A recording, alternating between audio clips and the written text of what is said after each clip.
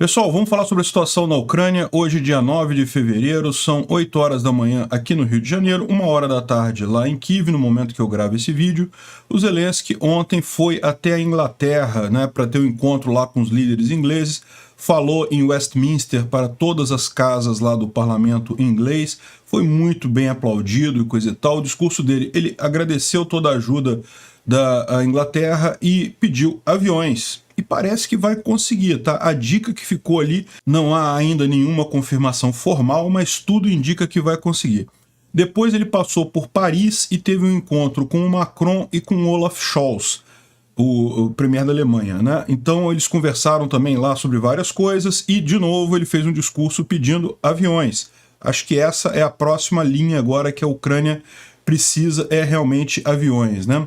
Depois disso, ele foi para Bruxelas, e em Bruxelas, hoje cedo, ele discursou, agora há pouco, no Parlamento Europeu também, né?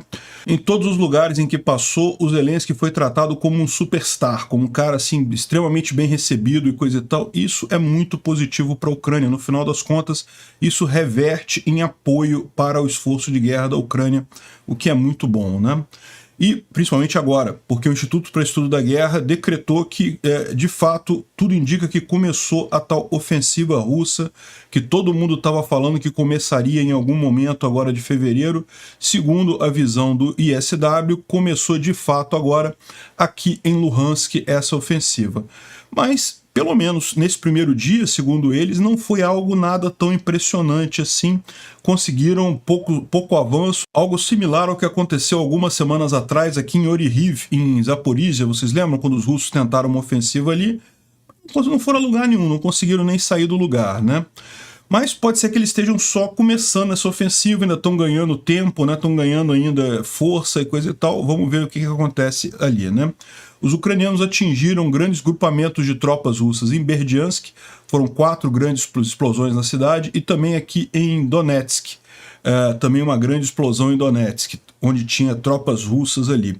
Em Vuhledar, cada vez mais surgem imagens dos tais tanques, já tem a contagem de 31 tanques naquela ofensiva furada que os russos não conseguiram avançar ali, né? E agora o grupo Wagner decidiu parar de contratar prisioneiros. Lembra do grupo Wagner, do Prigozhin, que conseguiu tomar Soledar na base da onda humana usando esses prisioneiros, né? O que será que aconteceu, né? Por que eles decidiram parar de contratar prisioneiros e o que vai ser do Wagner agora sem a bucha de canhão que eles usam tanto, né? Vamos falar sobre esses e outros assuntos em detalhes. Essas notícias foram sugeridas por Sagat Bordiev, Fora PT e várias outras pessoas. Obrigado aí ao pessoal que sugeriu a notícia, obrigado a você que está assistindo o nosso vídeo. Se você gosta do nosso conteúdo, por favor, deixe o seu like e se inscreva aqui no canal, né? Pois bem, vamos começar falando da ida do Zelensky lá na Inglaterra, porque foi muito bacana.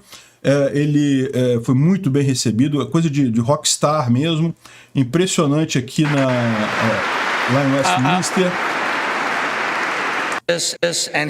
Lotada o Westminster. Ele fez o discurso todo em inglês e presenteou, né, o pessoal com o capacete de um piloto ucraniano. I trust this symbol will help us for our next coalition of the planes, and I appeal to you and the world with simple and yet most important words: combat aircrafts for Ukraine. Combat Aircraft for Ukraine, ou seja, aeronaves de combate para a Ucrânia. Foi o tom do discurso dele, agradeceu muito a todo o apoio que recebeu, né, da Inglaterra e coisa e tal, e pediu aviões, né? E tem um discurso dele, né, ele falando aqui, realmente ele escreve bem o discurso, quer dizer, ele tem uma equipe boa para escrever discurso, evidentemente, né? Lembra, ele é dessa área, ele sabe falar muito bem, ele é um ator, né? Então, assim, é muito bacana isso, porque ele usa isso a favor da Ucrânia, né? Aí ele falou aqui a frase dele que ficou também muito marcada: 2 anos atrás eu agradeci a vocês pelo delicioso chá inglês, né? E quando eu estiver saindo aqui do parlamento hoje, eu agradecerei a vocês todos antecipadamente pelos poderosos aviões ingleses, né? Ou seja, ele já está falando, eu vou agradecer antecipadamente. E de fato, depois eles foram, foi ele e o Rishi Sunak, foram lá numa base militar, falaram com o Zelensky, conversou com as tropas ucranianas que estão sendo treinadas lá na Inglaterra, né? Falou com o Ray Charles também e também passearam de helicóptero lá. Tá pedindo coisa de avião, né? Estão pedindo coisa de avião isso daí, não tem como negar agora, né? Bom, depois ele saiu da Inglaterra, foi até Paris, e em Paris ele teve um encontro com o Macron e o Zelensky. Fizeram uma brincadeira ali, porque eles se enganaram na hora da bandeira ali, quem ficava na bandeira de quem ali.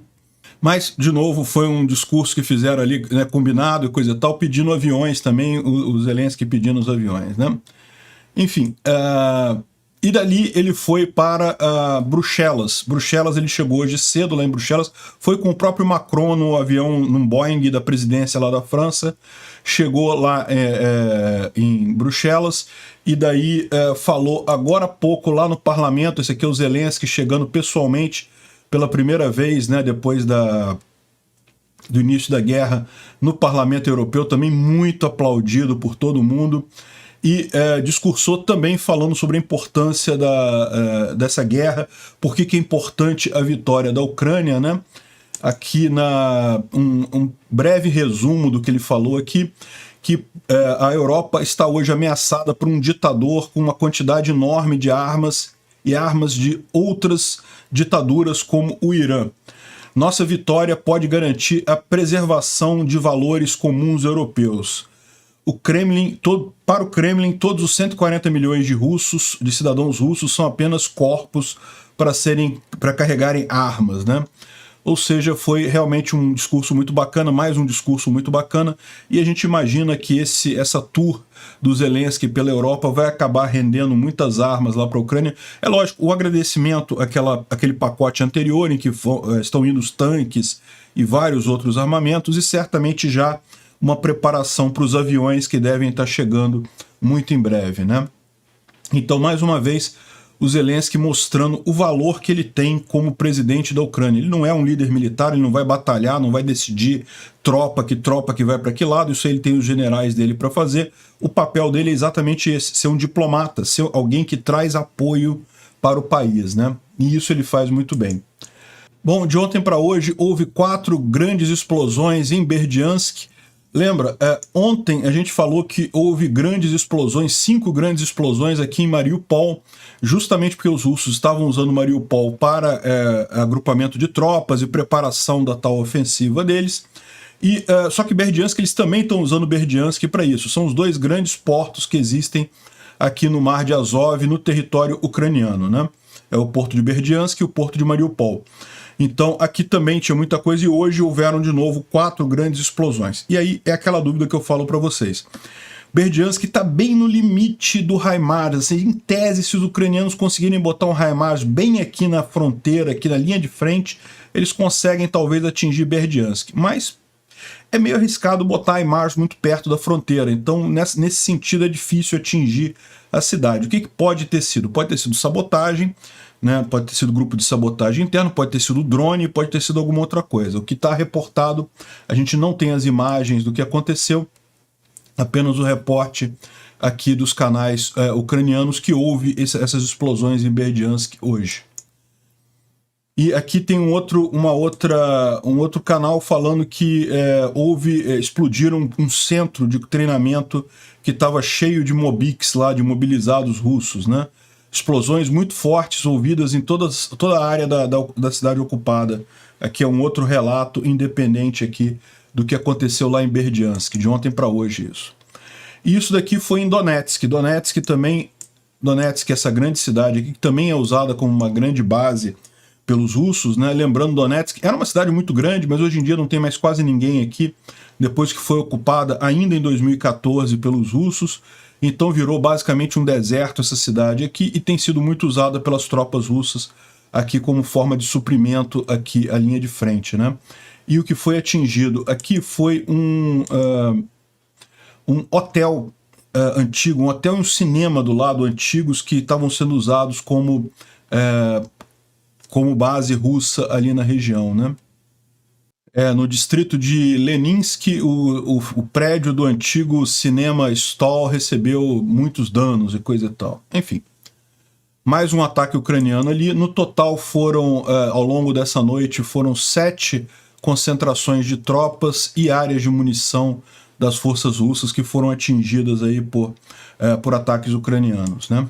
Bom, antes da gente falar do início da grande ofensiva russa lá em Luhansk, vamos falar um pouco aqui de Vuhledar. Lembra que a gente mencionou já há algum tempo atrás que os russos estavam tentando usar o mesmo local, a mesma região para fazer o mesmo ataque ali em Vuhledar e conseguiram perder muitos tanques, muitos blindados, muita morte de pessoal. E estão surgindo agora cada dia mais vídeos sobre isso.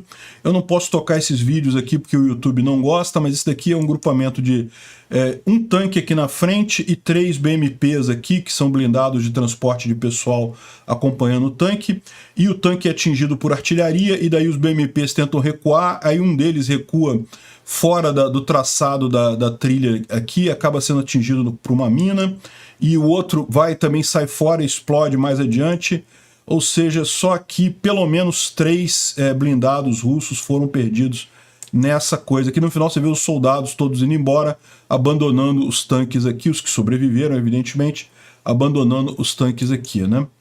E aqui tem um videozinho mostrando a contagem, né, dos tanques perdidos ali na região de Vuhledar. 3, 5, aqui vai até 8, nessas tentativas de avanço que os russos tiveram, né? 9, aqui tem o 10, 11... Caramba, isso aqui realmente é um monte aqui num lugar só. Eu confesso para vocês que eu não sou um grande especialista em estratégia de tanques, mas me parece que esse tipo de coisa de botar um monte de blindado junto assim não é uma boa estratégia. A minha questão é, será que isso daqui é porque houve uma coluna que tentou avançar, aí os ucranianos destruíram o tanque, aí o tanque ficou parado lá, né? Ficou destruído no meio do caminho. Aí a outra coluna, na hora de tentar novamente chegar pelo mesmo lugar, acabou sendo apanhada ali naquela mesma região. Será que é isso que aconteceu aqui? São 19 tanques aqui, né? O 20º ali, 21º, 22º, 23º, 4º, 5º, 6º, 7º, vai até o 31 aqui, ó. Um monte de tanque destruído naquela região ali de Vuhledar, justamente em função desses últimos ataques aqui, né? E o Tatarigami, ele complementa aqui dizendo que há uma semana atrás, mais ou menos, eu disse que o inimigo, né, os russos, colocaram uma brigada do 3º Corpo do Exército e agora, eu acho que, como ele disse que os russos revelaram isso, ele pode colocar um pouco mais de detalhes para o público, né? E tá aqui a informação do exército russo confirmando que mandou essa brigada, e parece que o inimigo decidiu utilizar o batalhão voluntário Alga, que é parte da 72ª Brigada do 3º Corpo do Exército, né? Não confundir com o ucraniano, que também existe uma 72ª Brigada ucraniana. É uma brigada formada basicamente por tartars, né? O povo tartar, que é uma etnicidade ali da região da Crimeia, inclusive, principalmente da Crimeia, mas que com a União Soviética os tartars foram tirados dali, distribuídos pela Rússia inteira, e parece que é formado predominantemente por tartars, embora não completamente, Volga-tartars, né? Então são tartars da região do Volga. O rio Volga é esse rio aqui, ó, que deságua aqui no Mar Cáspio, né? É um dos grandes rios lá da Rússia, e seriam tartars dessa região. E aí ele está observando aqui os obituários dessa região, ou seja, um monte de obituário vindo de lá, né? Isso é outra indicação de que tanto a 155ª quanto a 40ª Brigadas de Marines não tem mais capacidade de fazer assaltos na região, e a ponto de usarem batalhões do exército, né, mobilizados para manter alguma pressão ali na região, né? O resultado é, como previsto, desastroso. Então, bem interessante essa história aqui, né? Aqui também é um vídeo gravado dentro de Vuhledar pelas tropas ucranianas, né? Então o pessoal mostrando aqui Vuhledar totalmente destruído lá pela artilharia russa, né? Evidentemente, a cidade em si não serve mais para nada, não tem mais nada ali, mas conforme o pessoal fala, tá ainda muito tranquilo a situação ali dentro para as tropas ucranianas, né? E ele está falando aqui que o ataque que foi feito em Vuhledar foi feito com 2 companhias, com tanques e BMPs, aquele ataque principal, né, que eles chegaram a ficar bem próximo aqui. A gente mencionou para vocês, eles chegaram a atingir essa região aqui, ó, né, e acabaram sendo jogados de volta para cá, né? Então, esse ataque chegou a ser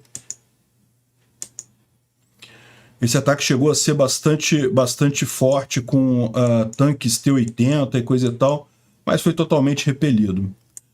Lá em Bakhmut, o Kianin fala da situação lá, a situação continua bastante séria e coisa e tal, mas os ucranianos estão no controle. Ele falou para todo mundo ficar tranquilo, que ele continua controlando a situação lá, mas a gente vai ver daqui a pouco que Bakhmut realmente está deteriorando a situação, né? Mas ainda está no controle ucraniano e, segundo ele, ainda está tranquilo.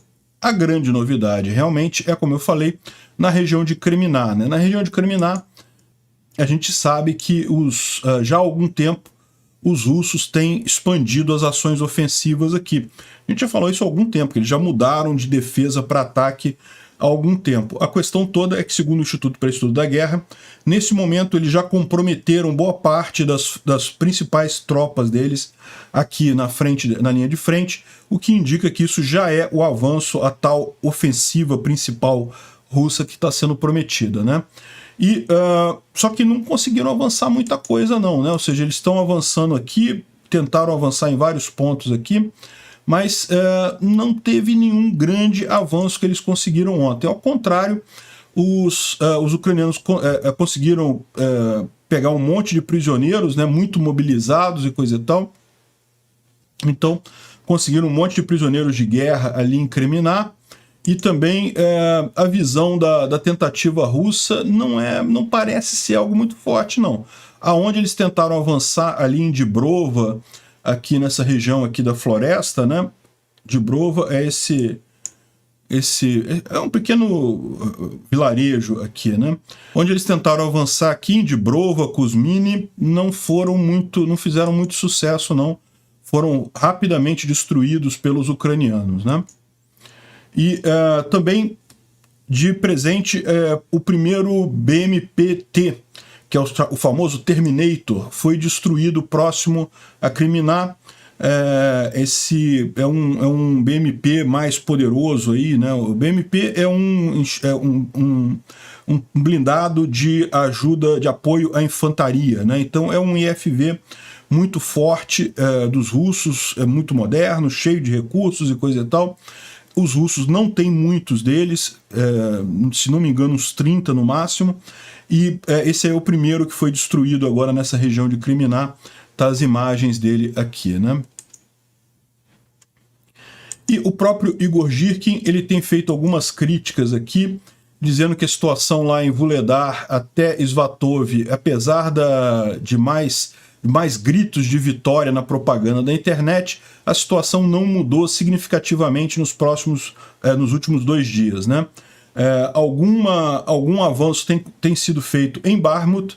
O único lugar que tem ocorrido avanço é em Bakhmut, e em tese eles dizem que Krasnohora já estaria sob controle do Wagner. A gente vai ver que isso ainda não bate com a informação que a gente tem, mas a cidade de Bakhmut em si ainda é controlada pelo exército ucraniano. E não há um cerco operacional de Bakhmut ainda, uma vez que ainda existe uma rota, que é aquela O0506, que os ucranianos ainda conseguem usar para tirar e fornecer suprimentos lá para a Ucrânia, para o pessoal que está lá em Bakhmut, né? Então o que ele está falando aqui, como a gente pode ver, essa informação dele de que Krasnohora caiu não é verdade. Os ucranianos ainda estão em Krasnohora. Mas realmente a situação aqui, do jeito que está aqui, está bem crítica. É muito provável que os ucranianos abram mão de Krasnohora muito em breve. Eles estão praticamente num cerco aqui, né? Mas Bakhmut em si ainda está muito longe de ser tomada. Os russos já estão desafiando a T-0504, que nesse mapa aparece com H-32 aqui, e também a M-03 também já está pressionada aqui. Então essas duas grandes vias não podem mais ser usadas pelos ucranianos, ou é muito difícil de serem usadas pelos ucranianos, porém ainda resta a O0506, que é essa outra via aqui, que é uma via asfaltada, é uma via, não é uma enorme autoestrada, mas é uma estrada bem definida e que permite ainda ser abastecido aqui as tropas em Bakhmut, né? De qualquer forma, como a gente tem falado, a aparência que dá é que os ucranianos já estão retirando, pelo menos da parte leste da cidade, aqui já estão recuando para o rio Bakhmutka, né? Nessa região aqui. Ele fala aqui sobre outros pedaços do fronte que não tiveram grande mudança também, e coloca aqui, ó, com base na análise de informação fragmentada, o último assalto em Vuhledar foi repelido com muitas perdas de unidades da força russa, né, participando ali. O que não é surpreendente, uma vez que eles estão tentando atacar diretamente por vários meses o mesmo lugar, um lugar extremamente fortificado e muito inconveniente para quem ataca e muito fácil para quem defende. A gente já explicou essa situação lá de Vuhledar, né? Uma cidade que fica um pouquinho mais no alto e tem muitos prédios altos e tem uma grande área em torno que não tem nada, é um pasto, é uma planície sem nada. Então o inimigo não tem onde se esconder para chegar em Vuhledar, ao passo que os ucranianos do alto dos prédios conseguem atingir qualquer coisa que eles queiram ali, né? E aí ele fala também sobre a questão lá incriminar Svatov, que não tem confirmação dos sucessos da Força Armada Russa em Kupiansk. A gente falou sobre isso também, né, que aqui em Kupiansk havia informação de que os russos teriam conseguido tomar Dvoroshny, aqui essa cidade aqui, mas não está confirmado isso. Eles conseguiram avançar alguma coisa, tá? Mas é aquele negócio, caso clássico de avanço na zona cinza. Conseguiram avançar dentro da zona No Man's Land, né, na terra de ninguém aqui nessa região. Bom, vamos dar uma olhada aqui mais sistemática na linha de frente com a thread do Defmon, né? Ele traz pra gente isso aqui mais sistemático, pra gente garantir que não deixamos de falar de nenhum pedacinho da linha de frente. O Defmon fala que os russos estão atacando Sinkivka, essa cidade aqui próximo a Kupiansk, né? Sinkivka, nesse coisa aqui, essa cidade aqui, ó, ela realmente é uma cidade que hoje está nas mãos dos ucranianos, mas segundo o Defmon está sendo atacada pelos russos, né? Pode ser que eles tenham conseguido avançar ali. Vamos aguardar um pouco, porque ele próprio fala aqui que não tem evidência visual desse avanço russo. Agora, os russos estão enviando para lá reforços do primeiro exército de tanques, né? Exército motorizado. Então, ou seja, isso daqui, como eu falei para vocês, certamente um dos objetivos desse grande avanço russo, dessa grande ofensiva russa, vai ser Kupiansk. É essencial eles tomarem Kupiansk se eles pretendem fazer o objetivo, que é tomar toda a área até o rio Oskil, né? Ele fala aqui que próximo a Kreminá, os russos tentaram vários avanços aqui, né? Inclusive em Dibrova. A gente viu que não teve muito resultado, mas teve vários avanços aqui, inclusive aqui em Bilororivka, né? E ele fala aqui que as unidades de engenharia dos russos estão removendo minas na região de Kreminá já há algum tempo, né? E na direção de Yampolivka, ou seja, a remoção de minas é provavelmente a preparação para a ofensiva, né? Ou seja, como a gente está vendo, está ficando cada vez mais clara essa ofensiva russa, que essa já é a ofensiva.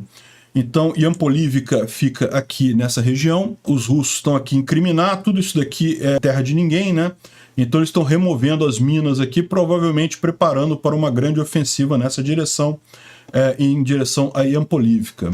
Além disso, um dos objetivos deles também é Siversk, né? Siversk fica mais aqui ao sul, mas foram parados em várias tentativas. Repara a quantidade de locais em que os russos estão tentando avançar, né? Realmente mostra uma coisa muito mais ampla do que a gente está acostumado. O que a gente vê aqui é de tempos em tempos uma setinha dessas aqui em alguns cantos, né? E agora a gente está vendo realmente uma quantidade enorme de setas aí em várias direções, muito embora também sem grandes avanços, né? Onde eles estão conseguindo avançar, ou pelo menos avançaram até ontem, hoje não parece ter nenhuma grande mudança, é justamente aqui na região de Bakhmut, né? Em Bakhmut eles estão cada vez mais próximos aqui de fechar o cerco, ainda não fecharam o cerco. Os ucranianos ainda têm a T-0504, a M3, que são difíceis de usar, mas em tese ainda é possível usar essas vias, e tem a O0506, que ainda é completamente livre, que eles conseguem usar, né? Então a situação aqui não está fácil. está deteriorando bastante, mas não houve nenhuma mudança de ontem para hoje, e a estratégia ucraniana parece contar mesmo com isso daqui, né? Bakhmut é muito fácil de defender, vai ser muito difícil dos russos conseguirem de fato fazer o cerco na cidade, né? Ainda mais agora que a gente vai ver que o grupo Wagner parece que está saindo de cena. A gente vai falar mais adiante sobre isso. Parece que a culminação daquela briga com o Putin e o Prigozhin está saindo fora dessa guerra, né? Vamos ver isso. Enfim, mas de novo, você vê como é que é avanço em várias direções aqui, o que significa exatamente que essa grande ofensiva russa começou já, né? Mas aqui ao sul também, repara quanta tentativa de avanço russo em direção a Avdiivka e coisa e tal. É lógico que a gente sabe, como eu expliquei para vocês, né? Nem todas essas tentativas de avanço são tentativas reais de ofensiva. A maior parte é só para segurar as tropas ucranianas na região, impedir que elas sejam usadas como reforços em outros lugares, né? O que a gente está acreditando que realmente é a principal ofensiva é aqui realmente em Luhansk, aqui entre Svatov e Kriminá. Todas essas outras frentes aqui, é lógico, eles vão querer avançar, né? Vão tentar avançar, vão procurar problemas na linha de frente ucraniana, mas não são tentativas significativas, né? Mas repara a quantidade de tentativas, né? Realmente muito grande. E aqui, novamente, parece que teve mais uma tentativa de avanço russo aqui próximo a Vuhledar. Lembra que nessa região aqui eles exploraram, né? Eles exploraram muito essa região aqui de Mikilsk, e agora eles estão explorando esse lado de cá, né? Embora tenha essa área vermelha grande aqui, isso aqui eu não sei se é verdadeiro não. Tá? Os russos falaram que estão batalhando no sentido de Blohoyavenka, que é essa cidade aqui, mas eu não acredito que eles estejam tão longe quanto está dizendo aqui, né? Muito mais provável, essa disputa está acontecendo mais aqui embaixo. De qualquer forma, eles estão tentando nesse sentido, porque aqui eles tentaram e não conseguiram. E aqui o comunicado do Instituto para Estudo da Guerra falando que, olha só, as forças russas retomaram a iniciativa na Ucrânia e começaram sua grande ofensiva no Oblast de Luhansk, né?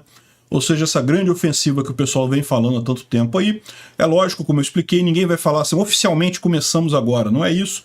Então, o que o Instituto para Estudo da Guerra fala é que agora, nesse momento, já tem todas as peças em todos os lugares, então isso já é a grande ofensiva. A minha opinião pessoal minha, é que isso já vinha acontecendo antes, já estavam nessa toada, né? Tanto que a gente tem falado para vocês já há alguns dias que a iniciativa lá em Kriminá era dos russos. Os ucranianos estão segurando as tropas ali, não estavam mais conseguindo avançar como eles chegaram a avançar mais cedo, estavam segurando os russos por ali, né? Enfim, essa grande ofensiva certamente é um risco, não é uma coisa fácil de ser lidada. As tropas russas, embora sejam compostas em sua maioria por mobilizados, pessoas com pouca experiência e pouco treinamento, ainda assim é muita gente, então é esperado que os russos consigam fazer alguns avanços. A grande questão é até onde eles conseguirão ir, né? E o quanto eficiente será a Ucrânia em, primeiro, segurar os russos e, segundo, causar o máximo de danos nessas tropas russas. O primeiro dia foi ótimo, o dia de ontem foi excelente. Russos não avançaram praticamente nada e tiveram um monte de prisioneiros de guerra, né? Tomamos um monte de prisioneiros de guerra deles, um monte de danos, então, em princípio, tá ótimo, mas aquele negócio, como eles mesmos falam aqui, que o ritmo das operações na linha entre Svatov e Kriminá aumentou significativamente ao longo da semana passada. Ele está reconhecendo que, na verdade, esse negócio já aumentou, já tem algumas semanas, né? Os russos já empregaram elementos significativos de pelo menos 3 grandes divisões russas nessa operação lá em Luhansk, o que indica que a ofensiva começou. Mesmo que as forças ucranianas até aqui tenham conseguido segurar as forças russas, tenham impedido as forças russas de ter ganhos significativos, né? A ofensiva russa provavelmente ainda não atingiu o seu tempo completo, tempo no sentido de ritmo, né, de intensidade completa. O comando russo ainda não comprometeu ou ainda não empregou elementos da 2ª divisão de rifles motorizados, que está já na região do Oblast de Luhansk em janeiro, depois de ter sido tirada de Belarus, né? Então, as forças russas estão gradualmente começando a ofensiva, mas esse sucesso não é garantido nem determinado. É aquilo que a gente fala para vocês, é a grande questão, a gente não sabe. É esperado, pode ser que eles consigam avançar alguma coisa, mas não há garantia nenhuma disso. Os ucranianos estão preparando há bastante tempo essa defesa, que eles sabem que esse ataque em Luhansk iria acontecer, e a gente mencionou alguns dias atrás justamente o fato de que provavelmente muito desse avanço aqui em Bakhmut e até o avanço em Vuhledar eram em função de tentar desviar reservas ucranianas para essas cidades. Então os russos estão atacando Bakhmut. Bakhmut não é uma cidade estratégica, não é algo que faça diferença. Vuhledar é uma cidade estratégica, mas também o objetivo principal aqui de todos esses pequenos ataques na linha de frente é que os ucranianos comprometessem reforços aqui. Mas os ucranianos, de forma muito esperta, conseguiram manter Bakhmut sem comprometer muitas reservas ali, de forma que eles têm reservas para segurar esse iminente avanço russo aqui na região, né? Repara como é que a artilharia aqui foi bem mais profunda, aqui com muito mais coisa. Eles certamente vão começar aqui por Kupiansk e também aqui por Kriminá, né? Ou seja, esse é o grande alerta de hoje. Começou. Vamos ver como é que caminha nos próximos dias. Até aqui não foi nem um pouco impressionante. Uma preocupação adicional que a gente tem, né? Lembra que a gente mencionou há poucos dias atrás que um comandante russo ali na região de Bakhmut falou de uma estratégia que os ucranianos estão usando de usar drones em massa, né? Vários drones para tentar fazer todo o controle aéreo das tropas russas e depois usar artilharia e morteiros para atingir as tropas russas. Isso estava sendo muito efetivo, isso estava acabando com a mobilidade deles e coisa e tal. Ou seja, os ucranianos têm usado muitos drones nessa guerra, né? E olha que coisa, né? O Elon Musk lá da SpaceX, da Starlink, diz que o uso da Starlink para controlar drones vai contra o acordo da companhia com a Ucrânia, e ela pode tomar medidas para garantir que não sejam usados drones através da Starlink, porque eles não querem que isso seja transformado numa arma, né? Parece que cada vez mais o seu Elon Musk está mesmo lambendo as bolas do Putin, né? Está querendo ajudar o exército russo nessa situação. Uma pena que ele seja incapaz de perceber o absurdo que é isso que ele está colocando aqui. Se a Ucrânia não está usando o Starlink como uma arma de ataque, ela está usando esse Starlink como uma arma de defesa. Ela está defendendo o seu território de uma agressão absurda e sem sentido da Rússia, né? O problema do Elon Musk é o medo dele de uma hectacombe nuclear, que ele não percebeu ainda, que não vai acontecer. Os russos não têm essa capacidade. E aqui, para você ver como é que essa questão dos drones é delicada, o Necromancer traz aqui um comunicado do pessoal ucraniano falando sobre novos supressores de drones dos russos, né? Então estão dizendo que os ucranianos agora estão perdendo muitos drones na região de Artemovsk. Artemovsk é Bakhmut, né? É a mesma coisa. A cidade antigamente se chamava Artemovsk e depois da independência da Ucrânia da União Soviética eles mudaram o nome para Bakhmut. Então, segundo isso, é porque os russos têm uma nova arma de electronic warfare nas trincheiras, estão usando um supressor qualquer que acaba destruindo os drones, né? Então isso é um alerta para o pessoal. É esperado que eles façam esse tipo de coisa. De acordo com as crônicas militares, devido à operação desse tipo de dispositivo na parte sul de Bakhmut, eles liberaram algumas posições do exército ucraniano no outono e no início do inverno de 2022, né? E o exército ucraniano quase parou de fazer reconhecimento aéreo e jogar granadas na região ali devido a essa arma deles lá, né? A questão justamente é saber quanto que eles têm dessa arma e se isso realmente não tem como ser contornado de outra forma, né? Bom, uma informação importante aqui, os procuradores holandeses lá do Tribunal de Haia, que estão julgando o caso do MH17, vocês lembram o MH17, aquele voo da Malaysia Airlines que saiu de Amsterdã em direção a Kuala Lumpur, isso em 2014, e foi atingido por um míssil antiaéreo quando sobrevoava a região da, entre aspas, República Separatista de Donetsk. E a gente sabe que quem deu a ordem para derrubar o avião foi o Igor Girkin, ou Igor Strelkov, que é o criminoso de guerra. Hoje ele está afastado do exército russo justamente por conta disso. Ele já foi condenado no Tribunal de Haia, ele e mais 3 colaboradores dele. e agora há a informação de que o Putin pessoalmente aprovou a entrega dos mísseis Buk, que são esses mísseis antiaéreos ali, né? Isso pra gente não é novidade nenhuma, é o que eu falo pra vocês desde o início. Nunca houve nenhum movimento separatista em Donetsk. O que houve ali foi os russos botando um monte de arma, um monte de combatente, um monte de mercenário ali, fingindo ser uma força rebelde ucraniana na região e causando toda essa confusão, né? A importância disso é que esse caso aqui é um caso que já foi julgado no Tribunal de Haia, já foi estabelecida a culpa de várias pessoas e fica muito mais fácil a cadeia para o Putin agora que isso aqui está ligando, que ele está ligado diretamente à coisa, né? Saiu uma reportagem de um suposto jornalista investigativo chamado Seymour Hersh, dizendo que quem destruiu o gasoduto Nord Stream 2 foi os Estados Unidos com a ajuda da CIA e coisa e tal, e aquele negócio todo. E as Russettes ficaram todas alvoroçadas. Ah, tá vendo? Eu disse que tinha sido os Estados Unidos que destruiu o Nord Stream, coisa e tal.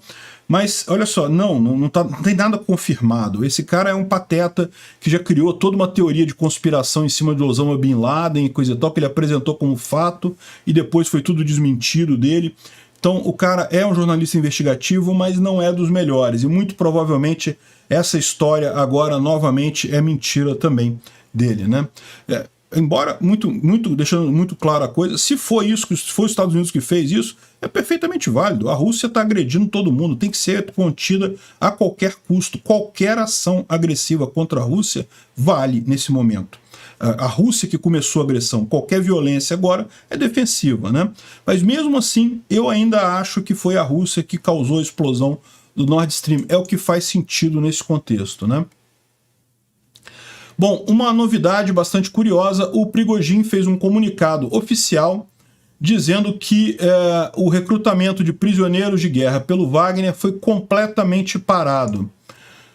E aí o curioso dessa história é que lá em janeiro, né, haviam 50 mil mercenários Wagner e 40 mil deles eram prisioneiros recrutados, né? E foi justamente essa massa de gente que permitiu que o Wagner tomasse Soledar e fizesse esse grande avanço que complicou a situação ucraniana ali em Bakhmut, né? E a gente sabe que o Wagner está com muita dificuldade de recrutar prisioneiros, ele não tem conseguido recrutar prisioneiros justamente porque o pessoal percebeu a roubada que é para ir para lá, a maior parte dos prisioneiros morreu na linha de frente, então pode ser que seja simplesmente isso, eles não estão recrutando mais porque eles não conseguem recrutar mais. Mas o que parece ser interessante nessa história é que, na verdade, não foi isso, tá? Pode ser duas outras coisas. Vocês lembram do Bereg, que morreu ontem, e que há indicação de que ele teria sido morto por mercenários do Wagner, que eram ladrões, eram criminosos e voltaram a agir como criminosos na Ucrânia, o que não é nem um pouco surpreendente. Então pode ter a ver com isso, mas o mais provável de tudo é ordem direta do Putin, né? É o que o Girkin fala aqui, ó. O Dmitry está trazendo essa informação. O Girkin está falando sobre o fim do recrutamento de prisioneiros pelo grupo Wagner, e ele acredita que isso daí foi uma ordem que veio de cima. Ou seja, foi o Putin que falou, acabou essa brincadeira. E aí o Girkin, o Igor Strelkov, né, que foi o criminoso de guerra que derrubou o avião lá especificamente, mas hoje em dia ele virou blogger militar, né? E bem, a verdade é que, embora ele seja um cara do mal, ele tem muitas informações, então vale a pena a gente ouvir o que ele fala. E ele sempre foi crítico dessa estratégia do Wagner de levar prisioneiros, né? E ele fala que a única coisa que eu vou repetir pela centésima vez é que batalhões da morte não conseguem ganhar a guerra na falta de uma disciplina militar normal do resto do exército ativo, né? E o que ele está dizendo aqui é que continua faltando essa disciplina e essa ordem no resto do exército russo.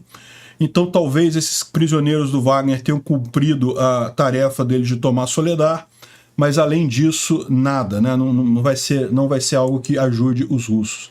Talvez por isso a ordem do Putin de acabar com essa brincadeira, né? E as informações que a gente tem é que cada vez mais a briga entre o Wagner Group e o Putin está chegando ali numa situação final, né? Pode ser que o Putin tenha realmente colocado o Grupo Wagner numa posição complicada. Agora, sem os prisioneiros, o Grupo Wagner não vai ter mais a capacidade que tinha antes de fazer algum avanço significativo. Pode ser que ele continue alguma parte da linha de frente ali na Ucrânia ou alguma outra coisa, não sabemos o que vai acontecer com o Grupo Wagner agora, né? E, bom, o idiota do Lula quis entrar nesse negócio dizendo que quer participar do Grupo pela Paz, né, negociar a paz. Não tem sentido esse Grupo pela Paz. A paz, só existe uma paz aqui, é a Rússia recuar para os limites do território dela e pronto, isso é paz. Qualquer outra conversa de paz, entre aspas, é lorota. E tá o Lula fazendo o papel de idiota tradicional dele, de anão político. Você lembra quando esse cara, esse idiota, tentou falar que não vou resolver o problema de Israel e Palestina? Aí fez um plano, chamou o Erdogan depois ficou com vergonha dessa história toda, porque era um plano completamente sem pé nem cabeça, né? É muito triste isso. Obrigado por assistir o vídeo até o final. Além de curtir, compartilhar e se inscrever no canal, considere se tornar patrocinador com valores a partir de R$ 1,99. Clique no botão Seja Membro abaixo para saber as condições e vantagens de patrocinar o canal.